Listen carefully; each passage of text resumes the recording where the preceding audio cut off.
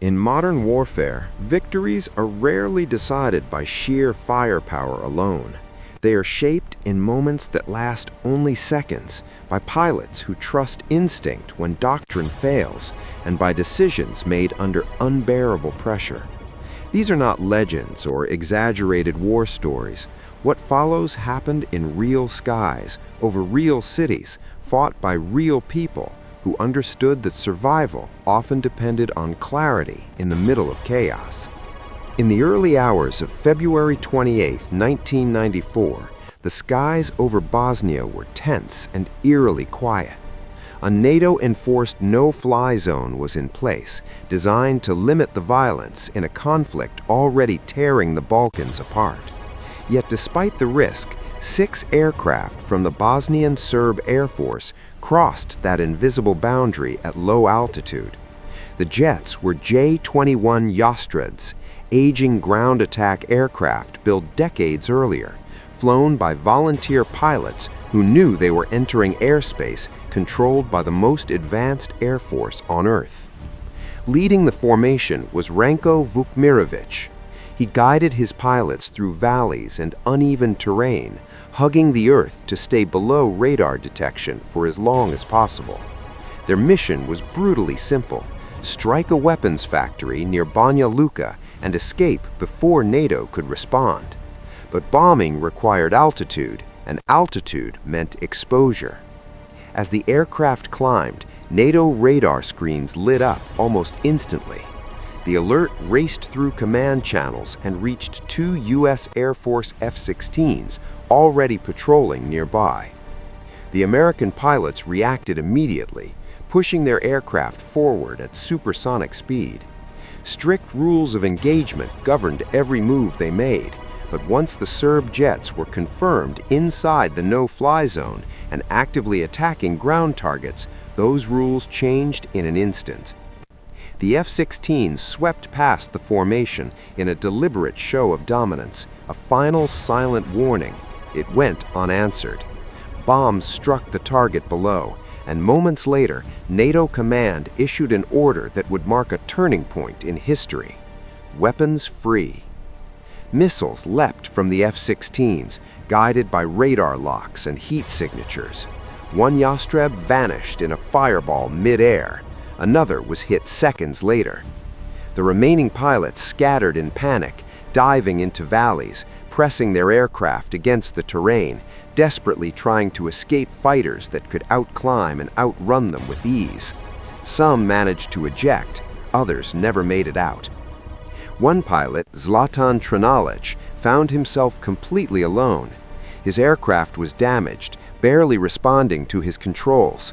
Preparing for what he believed would be his final moments, he suddenly saw an F-16 appear beside him. Instead of firing, the American pilot raised a hand in salute and then banked away, letting Trnalic escape. Of the 6 pilots who crossed into NATO airspace that morning, 3 never returned. The engagement became NATO's first combat action in its history, signaling that the alliance was now prepared to enforce its decisions with lethal force. 5 years later, the skies over the Balkans would witness something even more unlikely. On March 27, 1999, during NATO's air campaign against Yugoslavia, a single F-117 Nighthawk stealth fighter moved toward Belgrade under heavy cloud cover. Designed to be virtually invisible, its sharp angles and radar-absorbent materials were meant to defeat enemy detection. Lieutenant Colonel Daryl Zelko flew alone that night, his escort forced to turn back as weather conditions worsened. Below him, a Serbian air defense unit waited patiently. Its commander, Zoltan Dani, knew his limitations. His radar systems were outdated, his missiles designed long before stealth aircraft were ever imagined. But Dani understood patterns. He knew NATO aircraft flew predictable routes, and he knew stealth did not mean invisible, only harder to see. Using a low-frequency radar system most modern militaries had dismissed as obsolete, Dani picked up a faint and inconsistent signal. It wasn't clear, but it was enough. When Zelko opened his bomb bay doors to release his weapons, the aircraft's radar signature briefly increased. Donnie seized the opportunity. 2 missiles were fired. Zelko completed his bombing run without realizing he had been targeted. Seconds later, warning alarms filled the cockpit. 1 missile missed. The second exploded close enough to rip through the aircraft's structure. The F-117 began to tear itself apart, tumbling uncontrollably through the night sky. Zelko ejected into darkness. He landed alone in a field behind enemy lines. For hours, he hid in a shallow ditch while Serbian patrols searched the area. At one point, a dog passed within meters of his hiding place, sniffed the air, and moved on. Eventually, a NATO combat search and rescue team pushed deep into hostile territory to extract him. As the helicopter lifted off, enemy forces closed in, firing desperately. He escaped with seconds to spare. The wreckage of his aircraft was later displayed publicly, a reminder that even the most advanced technology could be defeated by patience and timing. To this day, Zoltan Dani remains the only commander to have shot down a stealth aircraft in combat. Years earlier, during the opening days of the Gulf War in January 1991, air superiority over Iraq was being violently contested. F-15 Eagles escorted a massive strike package toward Baghdad, fully expecting interception. 2 Iraqi MiG-29 Fulcrums rose to meet them, fast and agile, flown by pilots trained to exploit radar blind spots and ground clutter.